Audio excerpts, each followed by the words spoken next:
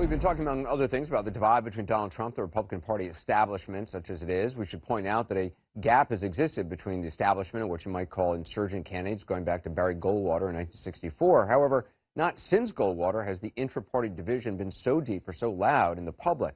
This time, even voices who would not consider themselves members of the establishment are lining up against Trump.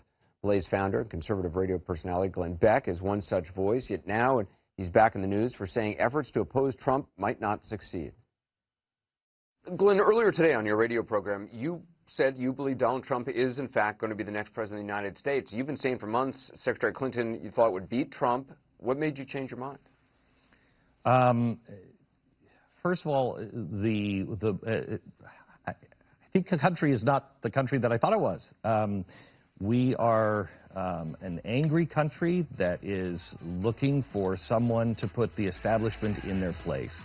And I think that, you know, I saw some of the exit polls, and I know West Virginia is a unique place, but where you had 40% of the Bernie Sanders people saying that they will vote for Donald Trump over Hillary. You have Democrats saying that they will cross the line. If you have that, I think he just might win. I'm not for that, but I think he just might win. I mean, is it because you believe he is seen as sort of the ultimate outsider, even though obviously he had supported, you know, politicians of all stripes for many years and was friends with them? It's just he's seen as an outsider who's going to kind of blow up the whole apple cart? Yeah, I think that, and also I think there's a lot of people in America that just are now just voting for a celebrity. And, you know, he's fun to watch and he's entertaining.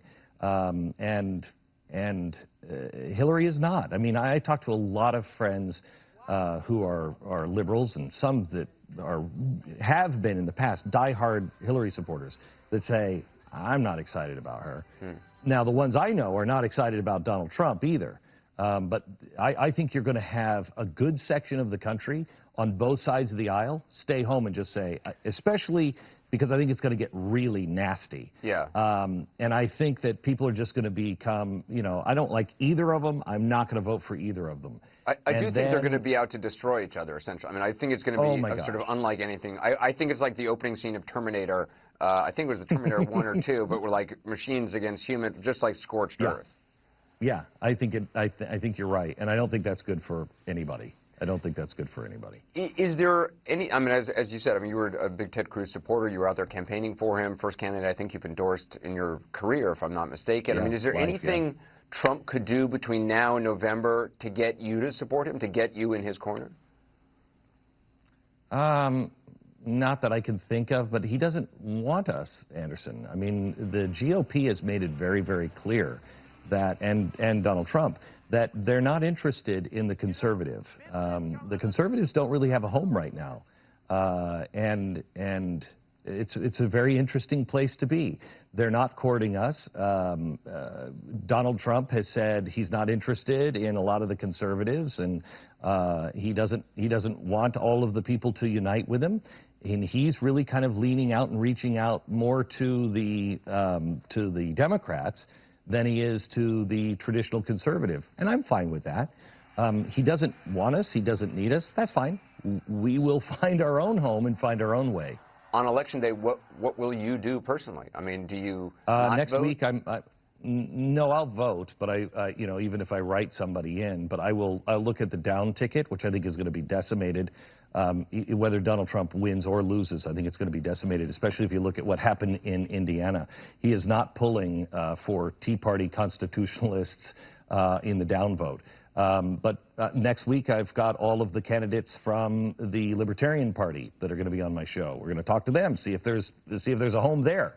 I don't know where there's a home, but I'm not going to pull a lever just because it's the lesser of two evils, because at some point, they're both just evil. You're like, no thanks. Are you saddened by what you've seen? I mean, by where we're at? Yeah. I mean, who wouldn't be? I mean, look at what you just said. It's going to be Terminator. This is so far beneath us. I can't imagine what we look like on the, you know, across an ocean. If I were an ally, I'd be freaking out. If I were somebody who held a lot of U.S. Treasury bonds overseas in a sovereign fund, I would be saying, wait a minute, did he just say they were going to inflate their way out of this debt? I mean, I think we are. I think, you know, I said on the air, and I want to make sure this is clear. I'm not saying that the end of America is here.